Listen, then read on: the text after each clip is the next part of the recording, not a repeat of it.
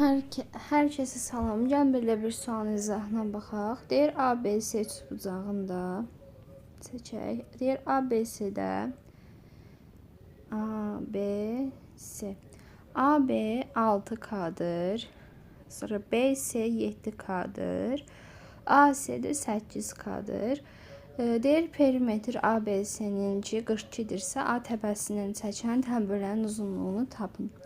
Perimetrin tərəflərin cəmi, yəni 6K, 7K, üzərinə gəlsin 8K-nı bizə 42 verib. Bunu da tapırıq ki, 21K bərabərdir 42-yə, K-mız 2-dir. K2. K2-dirsə deməli AB tərəfi 12-dir, BC tərəfi 14-dür, bu AC tərəfi isə 16-dır. İndi bizə deyir A təpəsindən çəkilən təbəələrin uzunluğunu tapın. Gəlin burada yenidən bir üçbucaq çəkək. Burada daha aydın görsənsin. Bura A olsun, bura B, bura C. Deyir A təpəsindən çəkilən təbəələrin uzunluğunu tapın. Çəkdik. Baxın bizə bu L-in uzunluğunu tapmaq istəyir. Bizdən AB-ni 12 verib.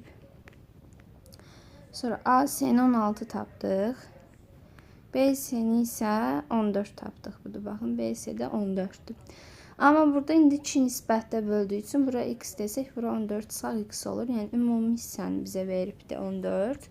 Burada da təbəələrin xassəsinə görə 12-nin x-ə nisbəti 16-nın 14 çıxaq x-ə nisbətinə bərabərdir. 14-ü 12-yə vurduqda 168 eləyir. 168 bərabərdir 28 x-ə. X də bərabərdir 6-ya. X-ə 6 tapdıq. Deməli bu hissə 6-dır, bu hissə də 8-dir.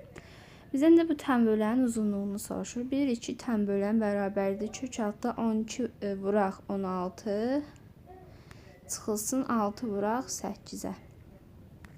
Bunu da hesablamalıyıq. 16-nı 12-yə vurduqda 192 eləyir. Çıxaq 48. İndi burada nə eləyir? Burada da eləyir 144. Kök altda 144. Deməli təbəələrin uzunluğu 12-dir. Yəni L-i biz tapdıq 12, bizdən də onu soruşurdu.